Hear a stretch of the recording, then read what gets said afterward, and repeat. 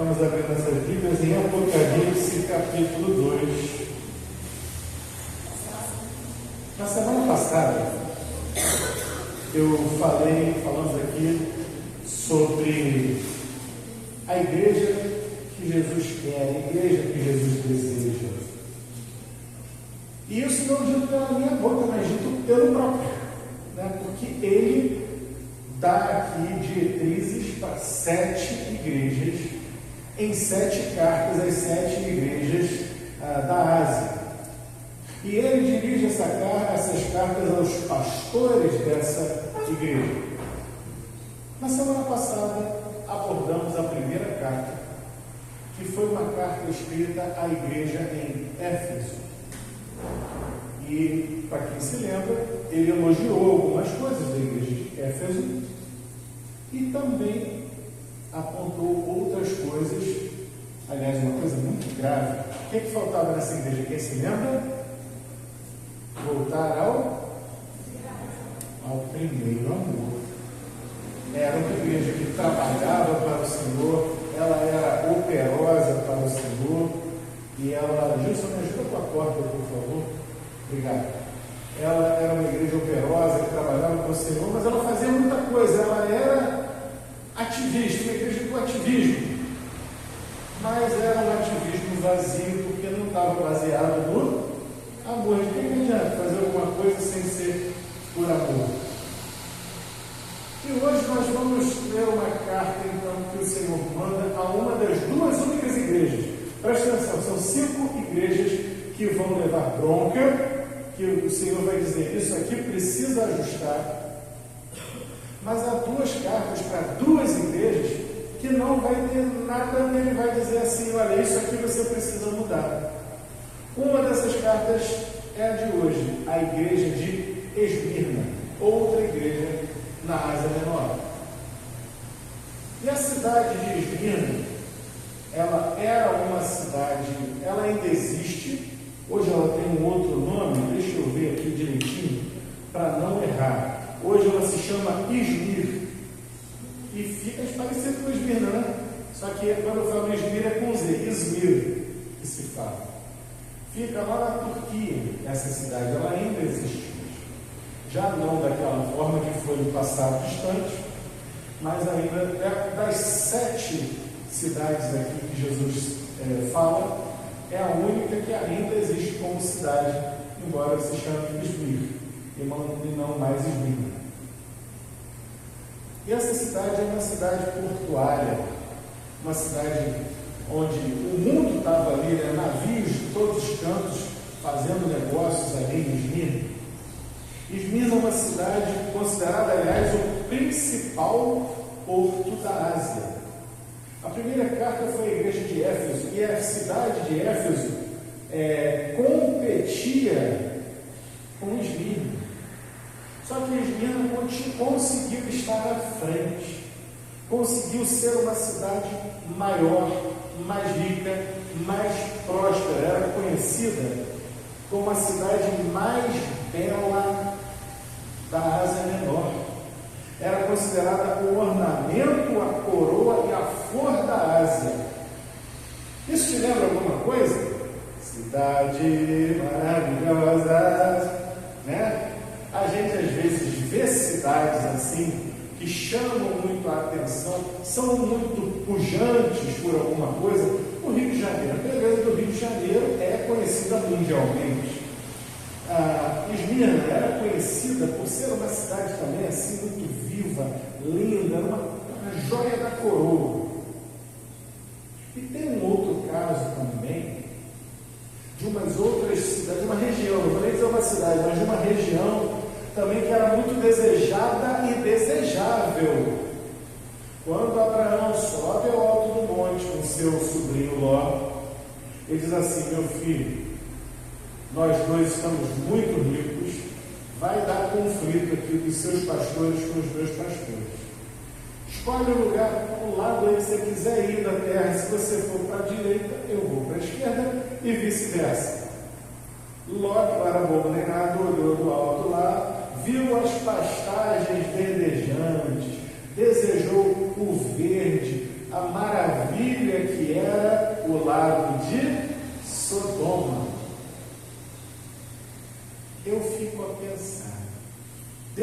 ruim em Sodoma, deu ruim em Esmirna. O Rio de Janeiro faz o que faz, vive nesse carnaval, essa pinta da malandragem do carioca e tal.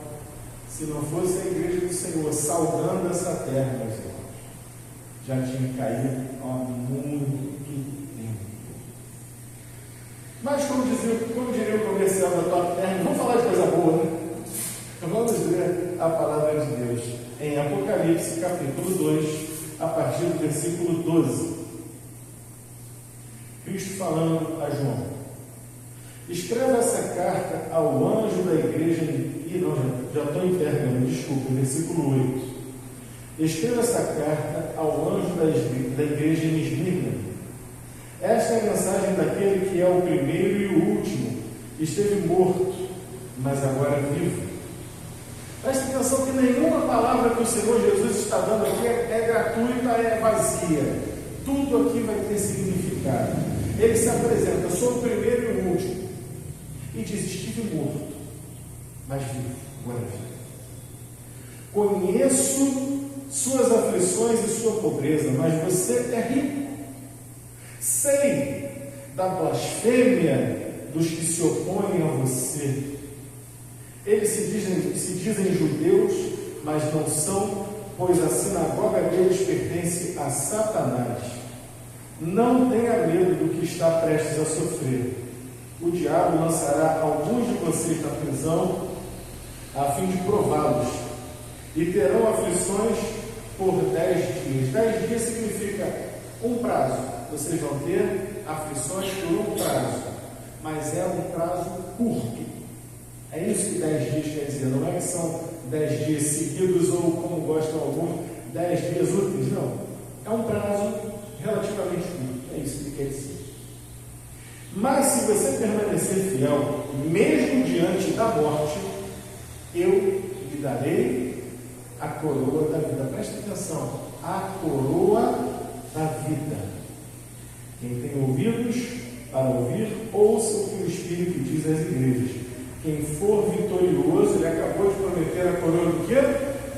Da vida. Agora ele está dizendo: quem for vitorioso não sofrerá o dano da segunda morte. Está completando a ideia da vida eterna. Vamos orar? Fala conosco, Senhor. Nos abençoa, ser conosco em nome de Jesus. Que o Senhor cresça e eu diminua em nome do Senhor Jesus. Amém. Temos aqui então algumas características. Vemos aqui uma igreja que o Senhor disse: eu sei, eu conheço a tua pobreza, mas tu és rico. Parece uma antítese, uma coisa esquisita. E como eu falei ainda agora, a cidade era uma cidade próspera, era uma cidade rica. Por que era uma cidade próspera e rica? Porque era uma cidade que, além de ter uma excelente localização para um porto, além de ser uma cidade lindíssima, além de ser uma cidade que o mundo visitava por causa da sua situação portuária, além de tudo, ela era uma cidade muito politizada. E politizada com quem? Com quem tinha poder político na época. Qual era o grande império nesse tempo? O Império Romano. E Esmirna era uma das cidades-estado que eram mais coladas com Roma. Desde antes de Roma se tornar dona do mundo, Esmirna já tinha lá um templo a deusa Roma. E Esmirna competiu a certa altura com a cidade de Éfeso, na época do imperador Tibério César. Eles competiram lá, as duas cidades queriam construir um templo de adoração ao Tibério César. Quem ganhou? Esmirna. Ou seja, o poder político, além do poder econômico, estava tudo na mão da cidade de Esmirna. A cidade em si era muito rica, pujante, mas o Senhor Jesus, ele, ao falar com a sua igreja, ele diz: eu sei da tua pobreza. Ele está apontando uma injustiça que, humanamente falando, em meio a toda aquela riqueza, Esmirna tinha uma igreja que era empobrecida por diversos fatores. Alguns fatores que faziam com que a igreja fosse pobre. Primeiro, a igreja cristã, no seu nascimento, ela geralmente não atraía a atenção dos ricos, famosos e poderosos. E grande parte dos que se convertiam a Cristo eram escravos. E o que o escravo tinha de bem? Nada. E havia outras pessoas também, pobres ali, e aqueles que, além de serem pobres, ainda eram perseguidos, como acabamos de ver aqui. Então ele sabia que havia todo um problema ali de perseguição, de empobrecimento daquela igreja. Mas deixa eu apresentar uma coisa que faltou. Deixa eu voltar, antes de eu seguir por esse caminho, deixa eu voltar no versículo 8, quando ele diz: essa mensagem é daquele que é o primeiro e o último. E Esmirna, como eu disse ainda agora, era uma cidade que era considerada a joia da coroa ali na Ásia. Ela sempre quis ser a primeira em tudo. A primeira no comércio, a primeira no poder político, a primeira, em primeiro lugar ali não tem competição. Mas quem está se apresentando não é apenas o primeiro. Ele é tudo. Está dizendo aqui, quem está falando com vocês aqui é o primeiro. E o último, ou seja, todo o resto está contido dentro do meu poder, dentro da minha ação, do seu Senhor. Amém, meus irmãos? Amém. Primeiro e último. E quando ele diz que esteve morto, mas agora vive, ele está falando de maneira muito clara aos ouvidos ali do povo de Esmirna, porque assim como Jesus disse que esteve morto também viveu, Esmirna também foi uma cidade que esteve morta, e não teve morta por pouco tempo não. Esmirna foi destruída e passou 400 anos destruída, como Jericó. Foi outra cidade que foi morta e ressuscitada. Então Esmirna foi ressuscitada. Deixa eu ver aqui, ó. Ela foi fundada no ano 1000 a.C. No ano 600, os lídios a invadiram e destruíram por completo, até que no ano 200, ou seja, 400 anos depois, Lisímaco a reconstruiu e fez dela a mais bela cidade da Ásia. Portanto, chega aos ouvidos daquele povo que conhecia a história da própria cidade, uma história de uma cidade que havia desaparecido e retornado pujantemente. E ele está dizendo: eu estive morto e vivo. Conecta com eles. Conheço as tuas aflições. Por que essas aflições? Já falei aqui, já dei aqui alguns exemplos. Era uma cidade que era colada no poder político de Roma. A influência greco-romana ali era muito grande. Portanto, é lógico que a gente vai concluir que, sendo uma cidade influenciada pelos romanos, ali havia politeísmo, muitos deuses para serem adorados, inclusive a deusa Roma e o próprio imperador Tibério. Então veja, por conta disso havia ali aflições para os cristãos, porque os cristãos não adoravam aqueles deuses. Havia problemas sérios de ameaça à vida dos cristãos, porque os cristãos não se ajoelhavam para dizer que César é o Senhor, Jesus é o Senhor. Então a gente vê que numa igreja, numa cidade que era fiel a Roma, o Senhor está dizendo para ela que ela deveria ser fiel. Uma outra característica de Esmirna, já falei que Esmirna mandava bem na questão comercial, já falei que Esmirna mandava bem na questão política, mas tem mais Mas um porém, que Esmirna também era uma cidade vencedora e vitoriosa na questão dos jogos atléticos, os jogos olímpicos. E ali era muito comum que os atletas de ponta ali da Ásia fossem concorrer também nesses jogos. E Esmirna, muitas vezes, atletas de Esmirna ganhavam, né, essas corridas e esses esportes olímpicos. E esses atletas, nos tempos bíblicos, quem se lembra o que eles ganhavam? Eles ganhavam medalha de prata, ouro e bronze. O que o atleta olímpico ganhava no tempo da Bíblia? Quem se lembra? Uma coroa de louro. Para fazer feijão? Não sei. Eles ganhavam a coroa de louro. E o que é que o Senhor Jesus está prometendo para eles?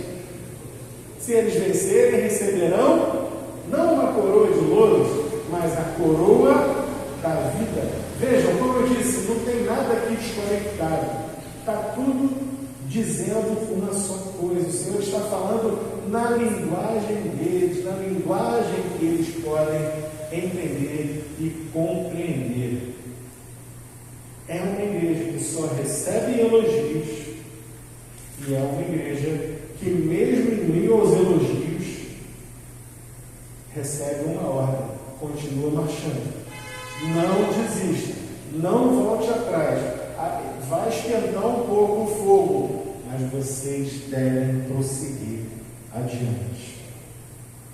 Então ele diz: conheço as tuas aflições. Nas versões mais antigas ele diz: conheço a tua tribulação. E a ideia da palavra aflição ou tribulação é uma ideia de aperto, de sufoco, de engasgar, de ser apertado, constrito.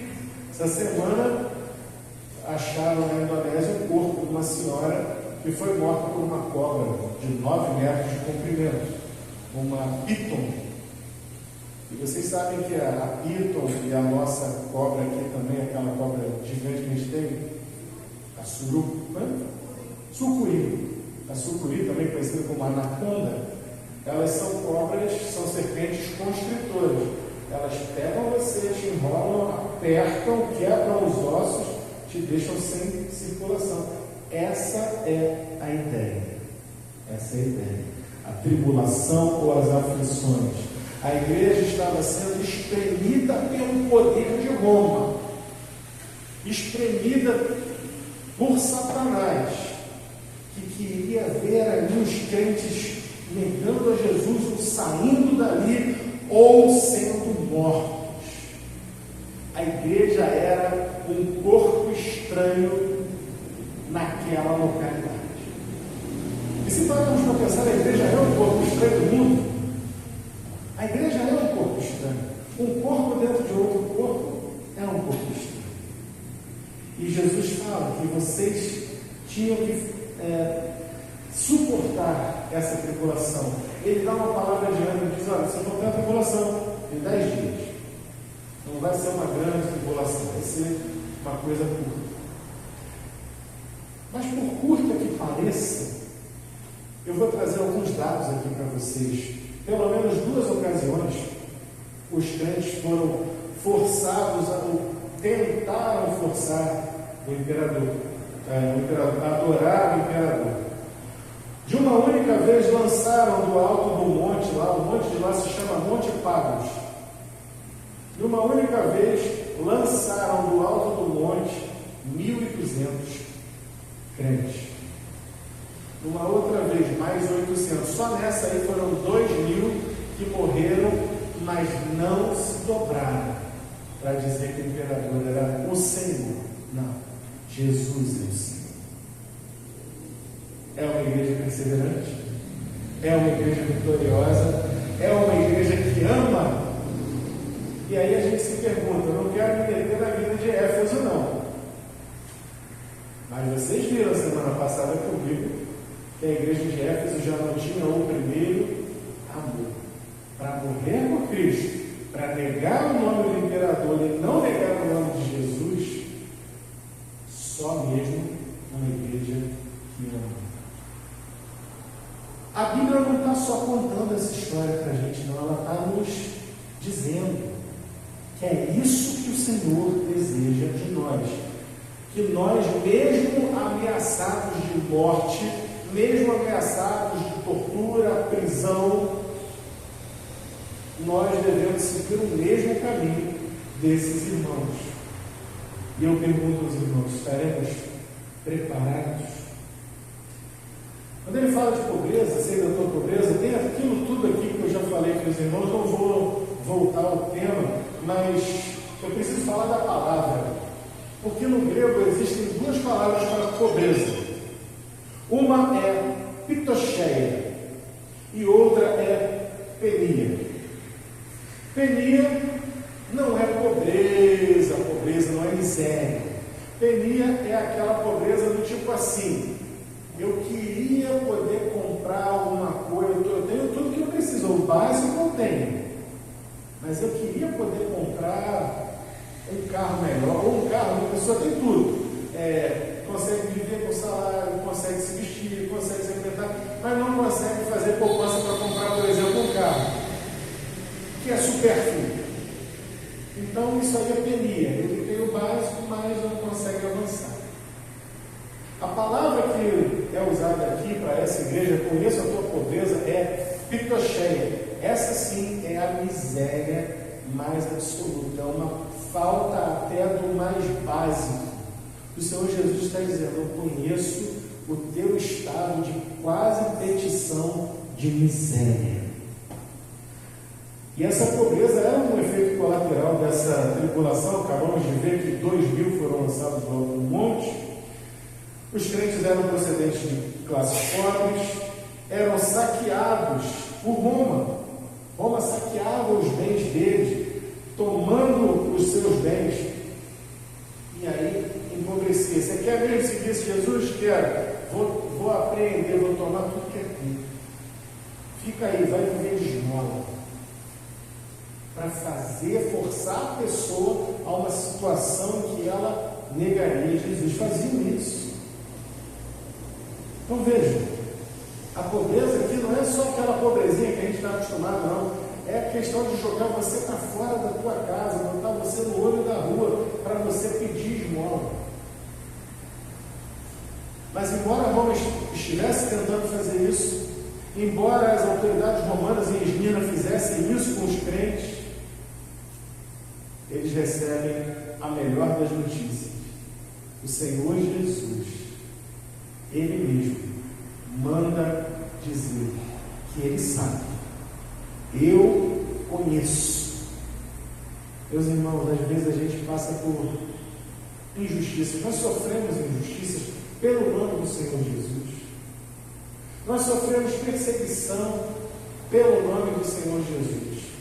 E às vezes fica parecendo: mas Deus não vê. Claro que Ele vê. Está aqui a prova. Eu conheço, eu vejo a tua pobreza. E Ele ainda incentiva: caminha um pouco mais. Você está no caminho da vitória. Eles eram também difamados. Olha, sei da blasfêmia dos que se opõem a você. Que blasfêmia é essa? Mentira. Mentirosamente faziam acusações contra os crentes, dizendo que o crente fazia coisas erradas. Quer ver? Eu vou dar uns exemplos que eu anotei aqui. Falsos rumores que envenenavam a mente das pessoas, coisa de Satanás. Deixa eu ver, eu tinha anotado aqui. Assim, olha algumas acusações, algumas dessas blasfêmias contra os crentes. Primeiro, diziam que os cristãos eram canibais por causa da ceia do Senhor, porque eles comiam o pão e o vinho, e diziam que estavam tomando o corpo de Cristo e o sangue de Cristo. Não, esses cristãos, eles são os loucos, eles são canibais. Esses cristãos, olha só essa ideia, esses cristãos são imorais. Uma cidade que praticava todo tipo de imoralidade. Dizia que os cristãos eram imorais por celebrarem a festa do ágape antes da Eucaristia. Que os cristãos dividiam famílias. Olha, os cristãos vieram para transformar o mundo. Eles dividem famílias. Por quê? E dividiam mesmo. que as pessoas se convertiam a Cristo, deixavam de andar conforme andavam anteriormente, conforme seus parentes andavam. Tem gente aqui que conhece bem o que é isso, né? E aí, o que acontecia? Ficava mal vista ali na comunidade, ficava mal vista ali no seio da própria família. Esse negócio de igreja, isso aí divide a família. E todo mundo torcia o nariz para a igreja. Acusavam os crentes de serem ateus. Não, os cristãos, eles são ateus, porque eles não se dobram diante das nossas imagens. Os nossos deuses estão aqui, tem aqui Apolo, Diana, toda a turma aqui. Eles não se dobram diante dos nossos deuses, eles são ateus. E claro, tinha também uma acusação política, que eles eram, os cristãos, acusados de serem desleais a Roma, desleais ao Império, eram revolucionários, porque vejam só que absurdo, ficam dizendo aí que esse tal Jesus é o Senhor, e não César. Está feito aqui o problema da blasfêmia. Era esse tipo de coisa que essa igreja tinha que aturar. Ele vai falar quem é que fazia essas blasfêmias. Eles se dizem judeus, mas não são, pois a sinagoga deles pertence a Satanás. É claro, acabamos de ver o tanto de mentiras aqui, foram 5 exemplos de mentira que eles contavam contra os cristãos, não é? Quem contava, quem fazia essa fofoca aí toda contra os cristãos, eram os judeus. Ele está dizendo que eles eram sinagoga de Satanás. Quem é o pai da mentira? Isso tudo que eles estavam falando não era mentira? Logo, decorre uma coisa da outra. Eram sim sinagoga de Satanás, estavam emprestando a boca ao inimigo, falando mentiras e blasfêmias contra a igreja do Senhor. Mas o Senhor diz no verso 10: não tenha medo de estar prestes a sofrer. O diabo lançará alguns de vocês na prisão, a fim de prová-los. Quando nós pensamos em prisão hoje, se a gente somar a informação que eu já dei, de que eles eram expulsos das suas casas, perdiam os seus bens e eram jogados na rua, ao léu, e a gente somar com a prisão e pensar na prisão de hoje, talvez alguém ainda vai dizer assim: poxa, pensando bem, está no lucro, porque se sai para morar na rua vai ter que pedir esmola, na prisão pelo menos tem lá a quentinha, né?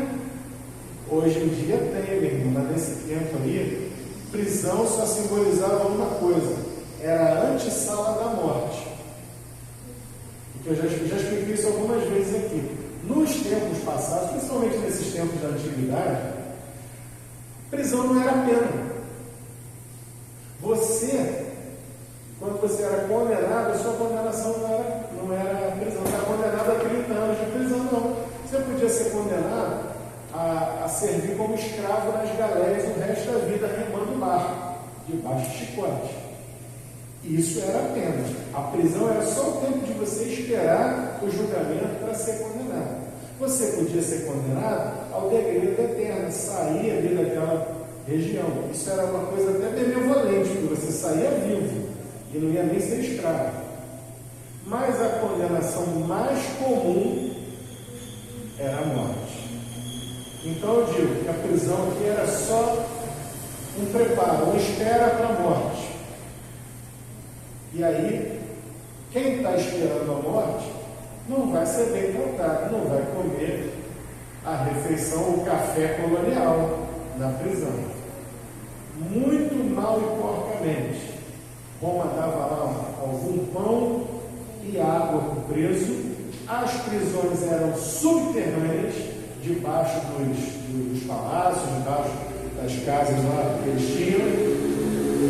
Ou seja, o preso ficava no escuro, num lugar com ar embolorado, úmido, com mofo, lacraia, rato, barata, tudo mais que tivesse naquele lugar. E era o pão que tinha ali que era dado para eles. Já mastigado do rato, já passeado pela lacraia, era isso aí que eles comiam. Todo tipo de doença passava ali por baixo. Porque o sujeito, se ficasse ali muito tempo, só ia comer o quê? pão e água. E o pão, a gente pensa aquele pão árabe, né? Aquela coisinha magrelinha. Então o sujeito comia pão e água, pão e água, pão e água, pão e água. Bota esse regime num prazo aí mais longo, digamos 30 dias. Você acha que isso é saudável? Sem pegar um sol, na umidade, o que começa a acontecer? O sujeito começa a ficar amarelo, começa a emagrecer, a imunidade vai lá embaixo. O vizinho contrai aí uma pneumonia, tosse, aquela tosse de cachorro morto. Passa para você. Isso era a prisão, era uma coisa absolutamente degradante. E o Senhor Jesus está dizendo: vocês vão ser lançados da prisão por causa do meu nome. E viu quem é que vai lançar? O diabo, lá no verso 10. O diabo lançará alguns de vocês na prisão, a fim de prová-los, e terão aflições por 10 dias. Tenham bom ânimo, espere, porque vai ser particularmente curto. Era uma igreja pobre? Era uma igreja pobre. Mas era uma igreja rica para com Deus. E me lembro de uma palavra do Senhor Jesus, em que ele vai dizer o seguinte: que aproveita o homem ganhar o mundo inteiro e perder sua alma. Aqui nós estamos diante de uma igreja, e é por isso que ela é tão elogiada, que ela estava disposta a perder tudo: comida, bebida, liberdade, seus bens, mas não estava disposta a negociar o seu amor por Cristo. Me lembro do hino, Castelo Forte: se temos de perder os filhos, bens, mulher, embora a vida vá por nós, Jesus está e nos dará seu reino. Isso é o que os cristãos de Esmirna tinham em mente. Eles estavam olhando fixamente para Jesus, autor e consumador da sua fé. Já deu um pouquinho de vergonha da igreja desses nossos dias, né? Pensar que nós nos dizemos cristãos. Meus irmãos, eu não sei não, se um dia Satanás vier sacudir a árvore para ver o tipo de fruto que vai cair, eu tenho um certo temor. Porque haverá gente que vai ser assim, intransigente, firmada na rocha. Mas infelizmente, eu temo que muitos vão tentar fazer um acordo, chegar, não, deixa disso, não é por aí. Nesse dia saberemos quem de fato é de Jesus e quem não é. Os crentes de Esmirna só receberam elogios, porque eles eram pobres, eles foram empobrecidos, mas a riqueza que estava no coração deles, amigo, ninguém podia tirar. Enquanto o mundo nos avaliava pelo ter, como sempre foi, né? O mundo avalia você pelo que você tem, mas o Senhor Jesus avaliava o coração, e aquele coração daqueles irmãos, ele valia ouro. Eles estavam prontos para honrar o Senhor com os seus bens. E hoje, acreditem vocês, tem crente que não está disposto a honrar Jesus e o Senhor com os seus bens. Que no dia lá que foi fazer a sua classe de batismo, foi falado: olha, vamos falar dos dízimos, vamos falar das ofertas. Aí deu o testemunho dele aqui, fez a sua profissão de fé. E na profissão de fé foi perguntado: você está de acordo, você entende que a Bíblia diz que o papel do crente é contribuir para a obra do Senhor com dízimos e ofertas alçadas, inclusive as nossas ofertas de missões que estão agora no momento de missões estaduais? Aí a pessoa chamou para dizer sim.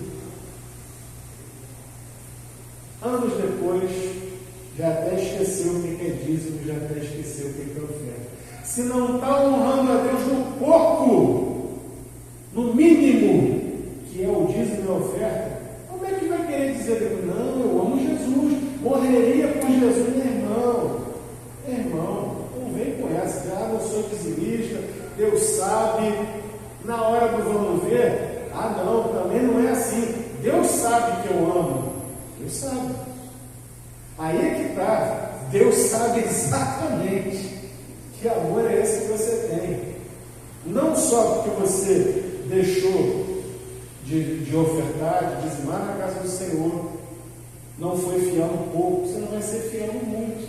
Se você não está sendo fiel em dinheiro, coisa que hoje você ganha, amanhã você gasta, você não vai ser fiel de jeito nenhum com a tua vida, com a vida dos teus filhos, com nada, nada. Mas os crentes de Esmirna não. Os crentes de Esmirna, eles se entregavam até a morte, esticaram o pescoço e disseram: pode cortar. Que aos olhos dos homens e aos nossos olhos hoje, ocidentais, cheios de pruridos, não é assim que deve ser, tem que ter o direito da pessoa, ampla defesa, contraditória, não pode haver pena que supere 30 anos no Brasil, pena de morte, não, isso está errado. Aos nossos olhos isso é terrível. Mas Esmirna sabiam, os irmãos de Esmirna sabiam que Satanás os estava ameaçando com a morte. Porém, o Senhor estava prometendo a vida. Ao que vencer, darei a coroa da vida. E ele continua: ao que for vitorioso, não sofrerá o dano da segunda morte. Porque ao homem é dado viver e morrer apenas uma única vez, vindo após isso o juízo. E aquele que nasceu apenas uma vez, nasceu da carne e do sangue, sofrerá duas mortes: a morte física, porque esse corpo se vai, e também a morte espiritual. Mas aquele que nascer duas vezes, aquele que nascer fisicamente da sua mãe e também da água e do Espírito, quem nascer de Deus, o que é nascido de Deus, vence o mundo, e ele não sofrerá a segunda morte. A Bíblia nos diz: quem nasce uma vez vai morrer duas vezes, mas quem nasce duas vezes pode até morrer uma vez, mas é só uma, porque não experimentará o dano da segunda morte. A vida eterna é o dom gratuito de Deus. Amém, meus irmãos? Amém. Isso aí, tem que animar, tem que pensar nisso. Isso tem que estar no topo da nossa mente, no topo da nossa cabeça. A gente tem que ter isso vivo no nosso coração e nos nossos lábios, porque a boca fala, porque está cheio o coração. A campanha de missões estaduais diz: Jesus está voltando, ou Jesus vai voltar, não decorei ainda. Está lá, Jesus vai voltar. É o que diz a nossa campanha. E qual é a nossa esperança de que Jesus vai voltar? Ele vai voltar para nos levar para a vida eterna, meus irmãos.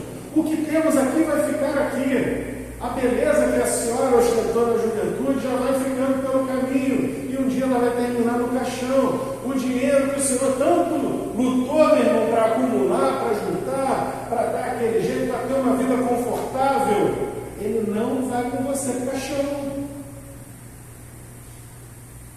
Mas o teu coração, a tua alma, se pertencem a Jesus, a vida eterna você não vai para a vida eterna, você já começa aqui a experimentar o reino de Deus, e ainda vai herdar a vida eterna. Os nossos irmãos de Esmirna experimentaram isso, e essa é a igreja que o Senhor quer. Essa é a igreja que o Senhor deseja encontrar. Não é aqui o nosso grupo apenas, mas aqui em toda a terra, o Senhor vai vir buscar e vai colher exatamente frutos como estes aqui. Gente comprometida, gente que não se dobrou diante de Baal, diante de César, diante de quem quer que seja, mas que não entregou a sua vida, não teve a sua vida por preciosa, mas a entregou por Jesus Cristo. Só para fechar, vou citar aqui um caso conhecidíssimo que aconteceu lá em Esmirna. Em Esmirna, o bispo de Esmirna, um homem muito conhecido, Policarpo. Policarpo tinha sido discípulo do próprio João, que escreveu o Apocalipse. E Policarpo, o bispo de Esmirna, foi um também dos que foram martirizados ali. E ele foi martirizado no dia 25 de fevereiro do ano 155 da era cristã. Ele foi apanhado, arrastado para a arena, e lá na arena tentaram intimidar Policarpo para que ele negasse Jesus. Para isso eles usaram feras. Depois ameaçaram Policarpo com fogo. Ele respondeu ao procônsul romano: vocês me ameaçam com um fogo que pode queimar apenas por alguns instantes. Eu respeito o fogo do juízo vindouro e do castigo eterno reservado para os maus. Mas por que vocês demoram? Façam logo o que têm de fazer. Enfrentou a morte com galhardia, com força, com disposição.